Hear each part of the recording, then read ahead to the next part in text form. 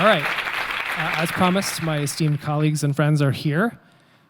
I thought maybe, whenever I'm in the audience, I want to know everything about the people on stage, and maybe rather than have them just talk about their bios, we could start with a kind of an opening question.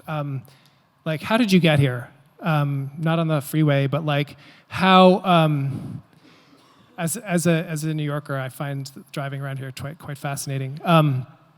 But how did you get to a place of thinking about building a positive digital world for kids in your life? What were the steps that people need to know about that could lead one to want to do this kind of work from your perspective? You can answer that question any way you like. I think I'm being nominated to start. Hi, everyone. I'm Sarah Jacobstein. I have the pleasure of working with Michael at the Joan Ganz Cooney Center. And my journey started on the Rainbow Warrior off the coast of Chile. It's way more dramatic sounding than it actually was. But I was studying abroad in Chile, and I had an epiphany, like you often do when you study abroad when you're young. And I was working for this super smart guy at Greenpeace who was working on this project to partner with fishing companies to responsibly fish in the waters off the coast of Chile that would do it in such a way that there would be enough fish and enough jobs. And I was like, I came from a family of educators, and I was like, wait, I thought the only way to do good in the world was by working for a nonprofit or teaching. You can like do good, like, and make money at the same time, and business can do good. So I just was like, my mind was blown by that, and I kind of have spent the rest of my career exploring that. So my journey took me to UNICEF, where I worked on corporate partnerships on all different ways for many years. It took me to business school, where I tried to learn about what drives business to do its work. And then it took me to the Lego Group, where I delved into government and public affairs there and learned all what that is, which is a lot. And then I now have found my way to, and throughout a lot of that, I've ended up working in the child rights and business space in the digital world, because that's where kids are. And now my latest part of my journey has taken me to the Cooney Center, where I'm kind of trying to bring all of that together into one space. I can tell. No, okay. Hi, I'm Stephanie Reich. I'm a professor at the University of California, Irvine, and my dissertation work was not on media, but I did a postdoc at UCLA at the Children's Digital Media Lab, and at the time, I'll age myself, MySpace was really popular. And did anyone ever use MySpace? Like a handful, yeah. Facebook was constrained to college still, and they had this thing called Top 8. And so you could pin your top 8 connections, and it was meant to be a way to demonstrate your affiliation. And for adolescents, that's a really big deal, to like show who you're connected to.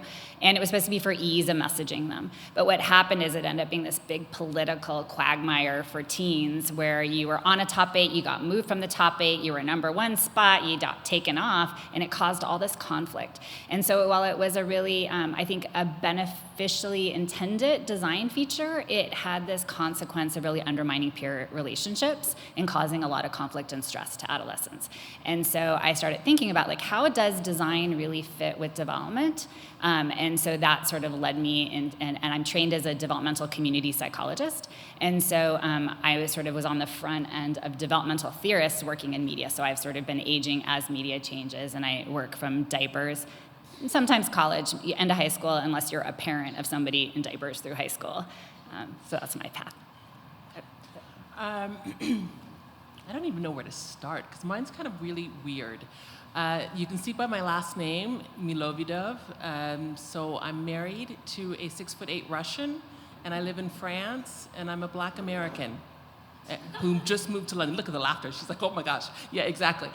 So it's just kind of strange. I was a lawyer in San Francisco, and then I said, I want to move to France. I want to speak French, and off I went.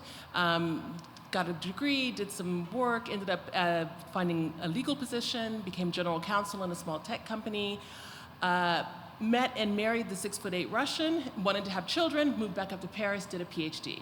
The PhD was in children's rights, and there is when I first started getting the tingly feeling about children's rights. At that time, you could go onto Google and write things like adopt a baby, photo listings, and it would look like any sort of dating website, like matching, babies with people. There were even things like the baby of the month. It was just wild. So I did my dissertation on the Hague Convention on Intercountry Adoption. I had my first son in 2007, my second son in 2009, and my third baby a 400-page dissertation in 2011. And after that, I said, what can I do? It was really the law, internet, and children's rights. That became my thing. That became my jam. And so in 2012, I created my own company, a consulting practice called Digital Parenting Consulting, although at that time it was called Crossing Guard Consulting, because as the American, I thought it was really cute to be a crossing guard on the digital highway and protecting children, right? Well, in England, the crossing guard is called the lollipop lady, so that did not work very well. And in France, it is ASVT, Agent de Voie Service Transport. I don't know, but it's like really long and it just means nothing like crossing guard. So I changed it to Digital Parenting Consulting. And what I would do is go to conferences and talk with people. So all of you that I've met who are doing this is the way to go and to share and to hear some of those best practices. But what I learned when I was in the room is that no one was talking about the parents. We would hear multi-stakeholder approach ad nauseum, and no one was talking about the parents. And so I kind of became the voice for parents and made it my mission to really help and support parents. So since then, I've been a consultant mostly for the Council of Europe for 6 years, which is the largest international human rights organization in the world, doing things like digital parenting guides and just all sorts of fun stuff. Consulting for Google and Instagram, Amazon Kids, Microsoft. I did a year for them as their digital safety advocate, and then I landed at the Lego Group, where I started off as Global Digital Child Safety Lead, and now, 9 months ago, I transferred into our legal department because they said, oh yeah, she's a lawyer. And so now I get to have the pleasure of working with Amy Lawrence, who, she was at Epic Games, and doing things like Lego Fortnite, making sure that children are safe in the metaverse. So that is my job, that is my journey. Thank you. See, this is why this is the best question to ask off the bat, especially if Elizabeth is on your panel, just for future reference. Do I need to ask the audience how many have tried Lego Fortnite? Oh gosh, no, please. No? Okay. What do you think? Should they ask? Yeah, go for it. Let's ask. Has anybody tried Lego Fortnite? Or your kids, yeah. If your kids have tried, that counts. Okay, I see a smattering. Can you people lie? Can you raise your hand? Yeah, I see at least 30 hands. I'll do the lying. Homework. Yeah. So again, I love being able to have the moderator chair here and ask the questions I'd want to know as in the audience. I want to know what good looks like for in each of your work. And I'd love to hear what it looks like through a story or two, maybe in the field, like when you're interacting with kids and families or product designers, or have those moments that really make it feel very present and real that this work is happening. Anyone want to take the first stab at that question? Sarah. So a really hard question, right? What is good? And especially in the digital world, where good, it could shift within a minute, right? So I'm going to lead on kids to share what good looks like. So my job at the Cooney Center is to herd the cats around an amazing project called RITEC that Michael mentioned before, Responsible Innovation and Technology for Children. And that was, as Michael said, a project that the Lego Group and UNICEF founded, and they invited the Cooney Center to come in and help be an advocacy partner in the work. So this project is asking the question, what does well-being in a digital world look like? And it kind of started with the question, does the absence of harm mean good? And the hypothesis is no, like the absence of harm doesn't mean good. Like, you could wrap a kid in bubble wrap, send him to the playground, and say, you're not allowed to talk to anyone, you're not allowed to go on the slides, you're not allowed to do anything. They're maybe not going to skin their knee, but they're not going to get any benefits from that playground. So that was what this project was launched to sort of explore. And so you'll see why this is a great fit for the Cooney Center, in that, like, the first thing that they did, UNICEF and Western Sydney University, was they asked kids, what does well-being mean to you in a digital world? And they talked to kids all around the world, not just in Silicon Valley, not just in New York City. They talked to kids all around the world, 13 countries, and then crunched a ton of numbers. And from that research, they came up with an initial framework of what kids said well-being meant to them. And it was safety and security, but from a kid's perspective, safety and security looks a little different. For them, it was, do I feel safe when I go onto this platform to play this game? And feeling safe could mean strangers aren't, like, coming after me and other kids saying mean things. It could also mean I feel welcome. I feel like I can be me. I feel like I can go and make a mistake on this game and no one's going to make fun of me. So, so this framework kind of starts to talk about, like, what could good look like. Other things that kids said were, we want to feel, playing games make us feel competent. If we keep trying and we get better, so competence is part of good. Empowerment, oh, I can do this. I'm good at this.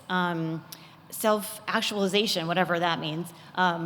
Like, feeling a purpose in life also feels good. Creativity, I can go in and this game or this digital experience doesn't prescribe exactly what I'm supposed to do. I get to play around and noodle around and whatnot. That is good. Emotional regulation. I'm getting mad while I'm playing this game. There's a way that I can figure out how to, calm myself down, or I can play games to make myself feel calmer after a hard day at school. So those, from kids' words, are some of the, what good could look like if you design a digital world that meets those needs. It's such a tough question. So I guess the question is, when do I see good by how kids use it, and when do I see good by design? And those are really different questions. And I see kids have a lot of great things. They figure out really great hacks to make good things out of things that are not great. But the design space that's developmentally appropriate, and I do want to give a shout out. I was, when people up here, you take it as being true and factual, and I want to be very clear from Carl's talk earlier that age appropriate is 100% a term we psychologists use. If you look at the APA report on social media and well-being, age appropriate is like the top, I think within the first page of the report, if not the first paragraph. So to be clear. And to contextualize ages and stages, so if I'm like a third grade teacher, I will teach to what I think third graders should know. And within that class, I have a lot of variability of where people are capacity-wise, where their developmental stage might be, and I modify. But the age matters and the stage matters, and we use both. So don't walk away thinking like age-appropriate's a weird construct and that, protections in that space are not accurate, because they 100% are. So what I see, thank you. I was sitting in the back being like, I don't get angry with speakers very often, but this one's making me mad. I'm sure his wife is a fantastic therapist. Okay, so that being said, that the designs that are really good are ones that really differentiate what kinds of ages are on those spaces and what they're capable of, right? And so if a lot of games are just designed for kids and adults, or under 13, over 13, right? And it's not good enough, because there's a lot of variability.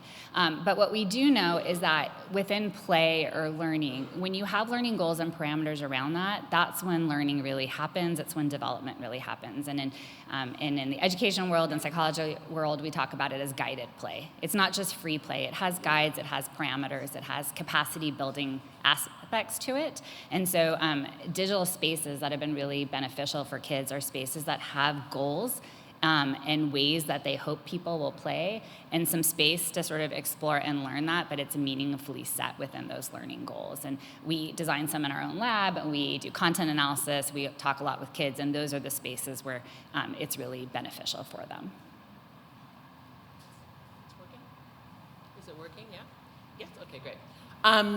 So let's see, what's the positive digital world look like to me? What does good look like in your work to you? Good in my work specifically.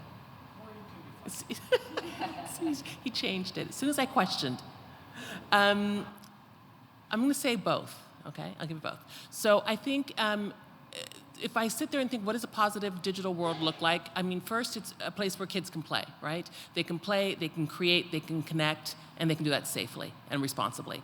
And I always want to be careful about using the word safely, because that means people think I want to put them in a bubble, and I don't, because they need to learn resilience. They need to have a little tiny something happen so they can bounce back, figure it out, talk to a trusted adult and say, ooh, that was kind of creepy, what do I do?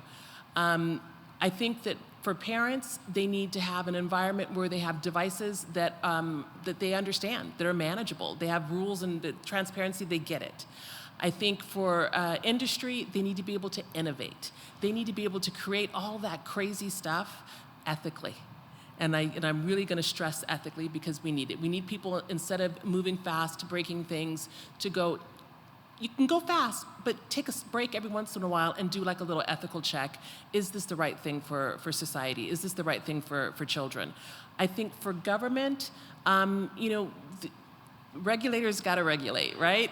So I think that let's get those safeguards in place, though, so that we're really protecting the users, and let's do it before and not after, because we can't keep having this Band-Aid regulation after an arm has been amputated, okay? This catch-up is kind of hardcore. And lastly, I would think for educators, a positive digital world for them would be able to teach, to be able to really use digital resources without fear of parents losing their minds. And I hear this all the time about my children can't write anymore, they're on the iPads all the time. I get it, I do. We have to find a right balance so that way we can take advantage of the opportunities that are out there in the 21st century, as well as the ones that are offline. And so they need to be able to use those resources. So that is what, for me, positive digital good, if I had a magic wand, that's what I would do. I don't have a magic wand. I am a lawyer, which is why I'm in the legal group now, so I can use a big stick.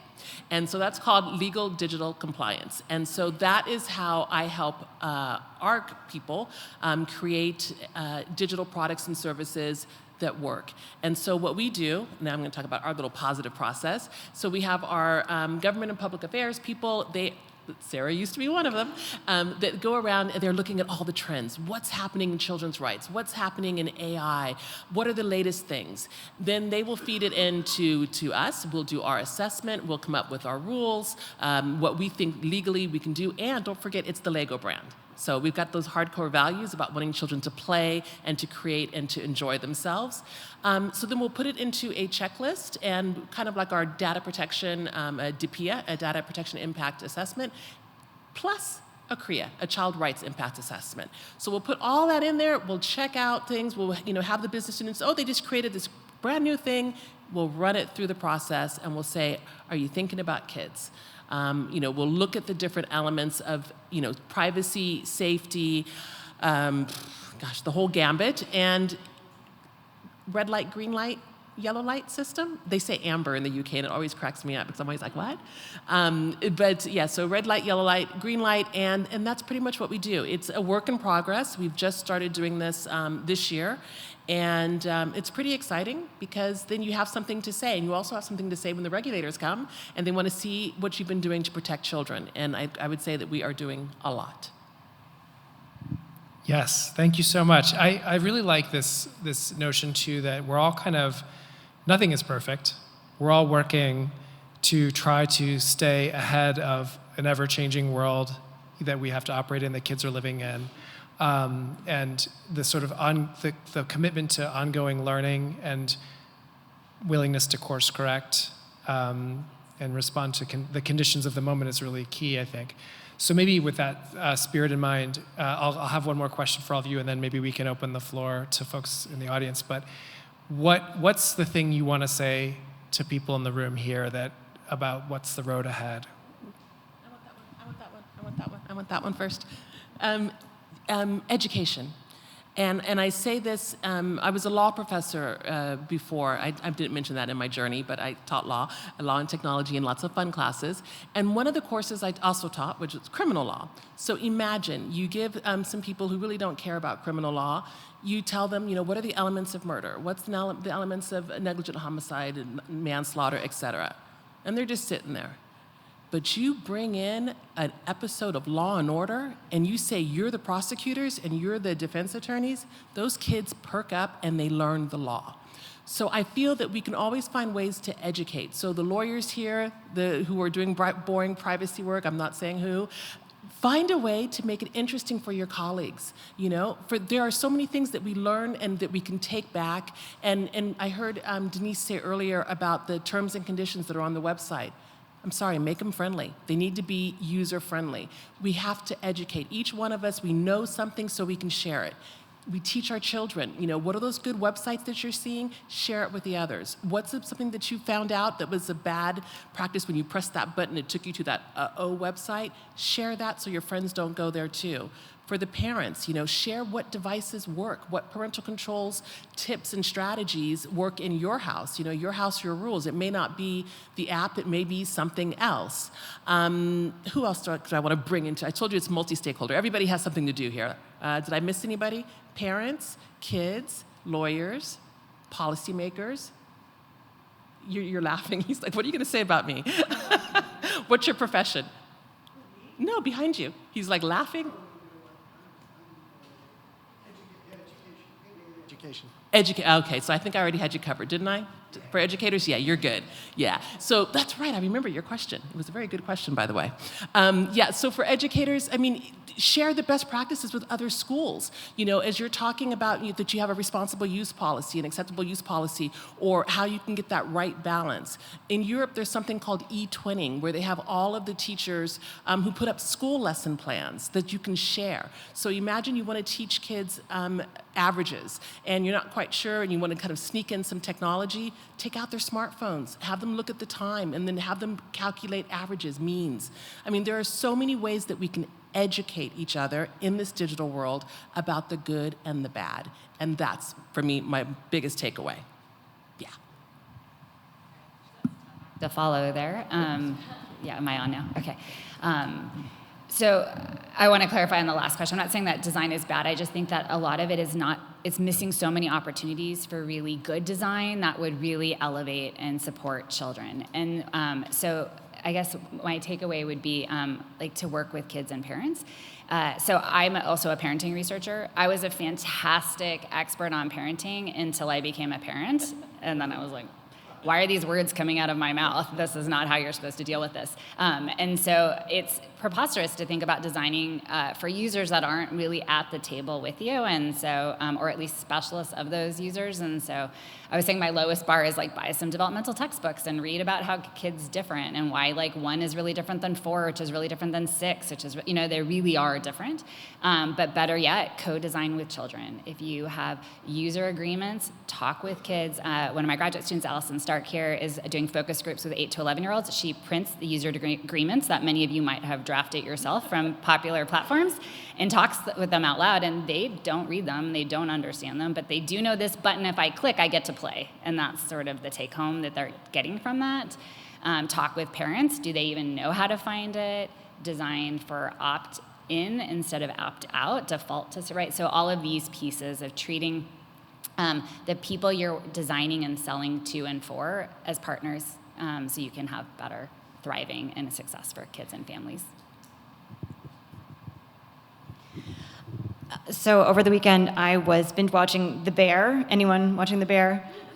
So there is a scene where Sugar asks Uncle Jimmy, if he were to be a parent again, what would he do differently?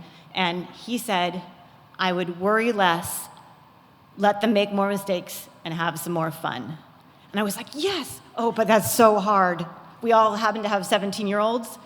Oh my God, the amount of worry is, there's so much. And all of you out there who are trying and struggling with all the regulations and the changing and I still have nightmares about the spreadsheet that I kept when I was in government and public affairs, and now like Future of Privacy Forum has like a quilt or something now that like of all of the regulations. So we understand, we know that it's a lot, and then we're up here asking you to do more.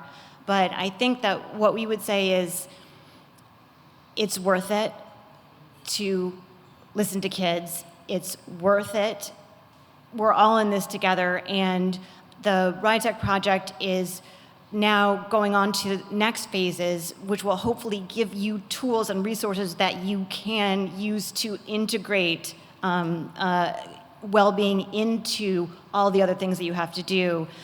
Researchers have been testing the framework that I described before with the RITEC 8 well-being outcomes with kids playing games.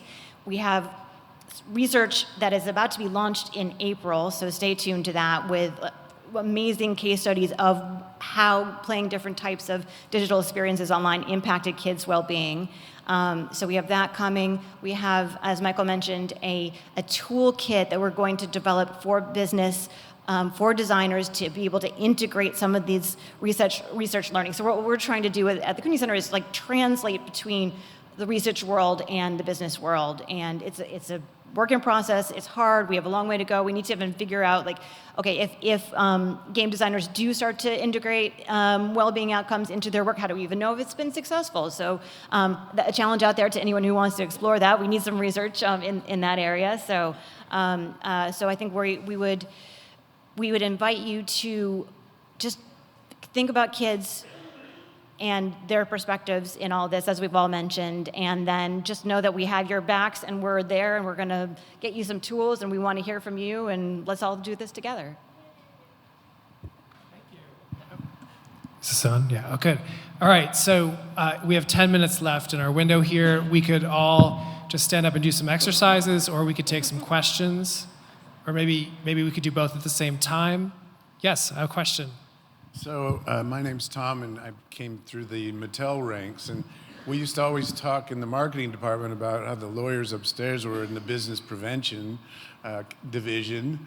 And I'm just curious, how do you interact with the product development teams, and at what stage of the process? I like that question. Well, you see my personality, first of all, right? So you know I'm not going to be the person. I do not say no. I say, well, yeah, but let's innovate. So I think it's important for them to know that they can trust us, right? To come to us and to bring that cray-cray, because the cray-cray is really cool, and sometimes we can find a way around it, a legal way. So for me, I like it when the product teams and the business leads know that they can trust me, they can know that they can trust our team, come to us early, come often. One of the things that we do at the Lego Group is that every Tuesday, I missed yesterday's, but every Tuesday morning we have kind of like an office hour. You know, come and ask us stuff. There's me, there's another lawyer who's also intellectual property, data protection, and privacy marketing specialist, and a compliance person. And the three of us are there. And if people don't show up, we just talk about, Netflix. But if they do show up, then, we're there to help and support. So that's one of the ways. Yeah, it's a lot. You gotta have fun with it, right? Yeah.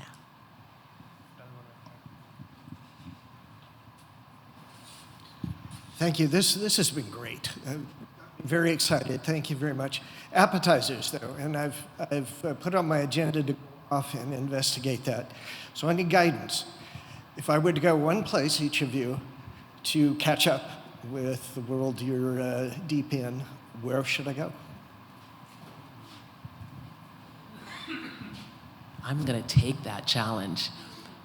For me, it's because it's parents. And so I would say Common Sense Media. That's my website to give parents anything and everything. I'm always talking about it, even in Europe, although I do write for Internet Matters, another fabulous website, as well as Verizon's Parental Parenting in the Digital Age portal. I happen to write for them too. But I just think that Common Sense Media is in there first and fast, with really excellent research. They've grabbed some Pew researchers as well. And I just think, again, this is for me, it's that family vibe that I'm always doing for the children, that's my first resource and go-to. Yeah.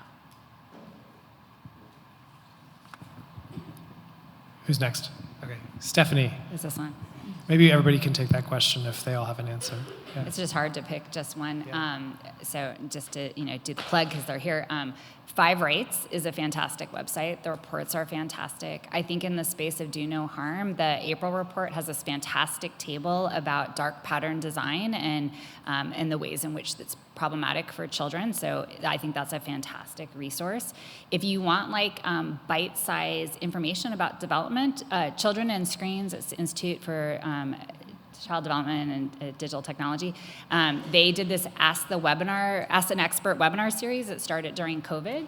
I think many of us have been panelists on it. And so they have a deep dive, what's good for eye health and screens, what's good about online, or what do you need to know about online dating? It has a whole bunch of topics. And so they're all streamable on YouTube, and you can just look at the topic you're interested in and hear some experts talk about it. It's a newer website, but we have created something. It's called designwellplaywell.org, which is trying to bring together and be a community hub for a lot of the work that's going on in this space. And there's also a great tab if you're interested in co-design with children. There's a great wonderful article with tips on how to co-create with kids and some of the things that you should consider. And we also have lots of links to other organizations that are doing good work in this space. Oh, I can answer. Do you want me to answer? Okay. Well, I would say one thing is talk to the kids. I find it fascinating when they explain to me stuff that I'm completely wrong about in terms of the words they use. Slang moves very quickly. I'm using words incorrectly. I need to be corrected. But also, even the shared digital spaces that we use, they have different methods, vernaculars, ways of interacting with kids that I think is just really fascinating, and give them the floor, give them the opportunity to demonstrate their expertise and enlighten you about what they do. Also, +1 to 5 Rights and the Digital Futures Commission, that's a related thing. Sonia Livingstone, who's a researcher, I think there's 10 of her actually, given the amount of work she puts out annually or every day. The Child Rights by Design work, the Playful by Design work, which is sort of a designer's tool, that are all really inspirational. Okay. The one that I've launched. Okay, good. Yes. Thanks, this has been really, really interesting. Unfortunately, we know that where children hang out, that tends to attract bad actors, paedophiles. They are going to try and find these kids. There was a horrific story a few years ago about 2,000 adults regularly talking to 100,000 children on one platform. How much do you worry about age assurance in the opposite, in terms of keeping adults out of kids' spaces, and what can we do about that? Do you have an answer, Joan? Yeah, I can do part of it. So I can at least speak for. I think I would talk for Lego Fortnite or just the Lego games in general. So it is definitely true that age assurance, age verification is really tricky because there is that the older children are playing Lego Fortnite, and we also wanted to invite younger children into play.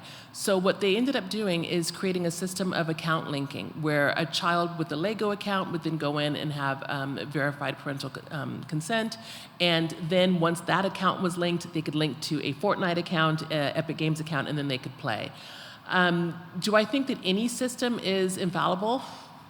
Yeah, exactly. We know the answer. But I think that we are constantly looking. I think the Lego group itself, I was asking somebody about if they enjoyed our games, and they were like, eh. And I think that's probably because they're not open to everyone who's playing. They really are sort of a nice little fun experience for younger children. So I think we've done a very good job. I think the challenge is going to be to continue to watch that. But I 100% agree with you that the bad actors will go, and it's our job as parents and educators and people who work in the industry to do everything that we possibly can to make sure that experience is as safe as possible. I truly believe that industry has to do more. So we just did a survey of 11 to 18-year-olds about image-based sexual abuse, and about a third of them are cyber flashed. So that's pictures or masturbatory videos or things of that nature. They don't want it, and the vast majority is from adult strangers. And so there's no place for them to report that, right? So if it's snapped to you, because if you have a public account, you can get direct messaging. If you have AirDrop open to all contacts, it just gets dropped to you. So there's all these ways strangers can access. So you have platforms that default to public, so kids are accessible very quickly. And then when they have a problem, there's no way to report it. So the vast majority of youth do nothing, or they cry, or they hurt themselves. And those are the main responses we get. We have another chunk, about 8%, that are having images circulating without their consent. They themselves did not send them. They're captured in many other ways. And so that we don't have protections. Many platforms are not designed in a way that you can report, you can get help. And then legislatively, we're lacking a lot of protections. Cyber flashing in particular has very few states. In California, it's a civil offense, it's not a criminal offense. And so we are not protecting children in these spaces in the way we should, and we are parents should know. And a kid who gets one of these pictures, they're not going to go tell their parent. Their phone's going to get taken away. That app is going to get banned. We need to do more on the other side to protect them from bad actors. I just wanted to jump in from my European angle, because you were saying how children can't report, and in Europe we do have something that's called InSafe, where we have helplines and hotlines, right? So it's in 27 European countries where you can call it, and I know because I worked for the one in France, where we would go and negotiate agreements with Roblox, TikTok, Instagram, etc. If something happens, you call the helpline, they'll take it down. But problem, how many children are calling in, right? And then it's the things that are happening, it becomes sort of banal, right? They get used to it, they're like, oh yeah, I already saw that. And so we're also seeing that phenomenon. And for me, at least when I was working there, so I would say 4 years ago, the past 6 years, the number one concern that the children were calling into the helplines for was cyberbullying, which always blows my mind, because how many cyberbullying programs and things are out there, and we can't even eradicate that. With all the nastiness that's happening online. So I think as a society, we have a lot to do. Oh, I'm sorry, I'm getting depressing. Oh, I'm going to change. Okay, unfortunately we have to run off the stage. Are we allowed one more? Okay, good, thank you.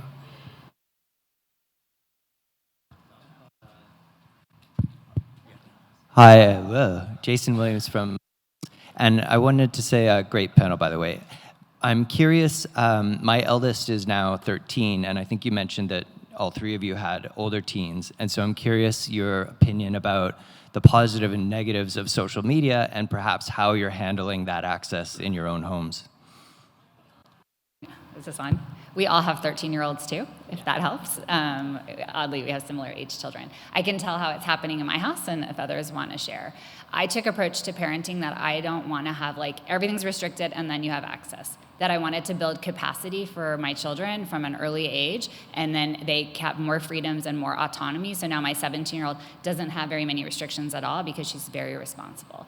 And so it started in early childhood with media rules about having oversight, having deep conversations, family media time in which it's not you would do it by yourself. And so if you talk to anyone who's a developmental media researcher, our kids take up technology much later. If you're a designer, you tend to have kids on screens much earlier. My son just turned 13, he just got his first phone, and it was really restricted. And he had a few weeks of are you aware you're on your phone again? Do you notice you're doing, let's look at your screen time. How many pickups did you have today? And he had no idea. And so he wanted to add more apps, and we said, okay, well, demonstrate that you can self-regulate, that you can control those things. And so this week is really different than 4 weeks ago, and he's gonna get Pokemon Go, which he wants this week probably. Hopefully it's not streaming where he could see that until I commit. And it was similar with getting the phone. We said at 12 you were able to get the phone if you demonstrate these skills. He admitted he could not demonstrate those skills, so we negotiated to 13. And so it's really about capacity building. And my hope is to not have any restrictions by the time he's 17 or 18, because he will be a responsible, self-regulated user in those spaces. Okay, I'll just go quickly. So 13 just turned 14, and then a 17-year-old. So I think it was just kind of strange for them because I've always been in this space. So it was like, ooh, if my mom found out that I did that. So that was kind of their defense and their strategy. If someone tried to show them something, oh, my mom's a lawyer. If she found out that, oh. So it doesn't work for everybody, but that's how it worked for my children. Right now, my 17-year-old, soon to be 17, he is he's an ambassador for the Children's Commissioner in England, and his thing is online safety because he's just appalled. He's also on the TikTok Youth Council because he's just appalled, and he's also ChildNet Youth Council. Ian's like, yeah, he's all over the place in the UK, and he's on that too because he's appalled. And so at least he's like fighting the good fight for other teens to have a safe experience. My younger one, well, you know, you do what you can. He's adorable, and you know, those are teaching moments. So I get to see things that I don't want to see and ask my husband, would you explain that to him? And he's like, you're the internet safety lady. And then he laughs and off he goes. So anyway, it's a challenge, of course. But I tell parents the most important thing is that you can do it. I can do it. We can all do it. But we have to keep empowering the children. We have to keep communicating. We have to keep talking to them. We can't like take things away when they mess up because they will mess up. It's just communication and critical thinking. That's all I can say. That's all I've been doing. Maybe we're going to say the same thing. I would just add, like, the Sesame approach is co-playing it was, you know, originally co-watching. Like, Sesame Street was created for parents and kids to watch together and then have discussions. So kind of, I've taken that up, and my 14-year-old, oh, Mom, stop asking me about the way that the language that I'm using. I was fascinated because, like, for the snap streaks, you take a picture of the ceiling because you don't want to, I don't know. So I ask a lot of questions, and I do get a lot of eye rolls, but I do get some answers. Okay, I think we'll stop on that fun and positive note. Thank you, panelists, so much.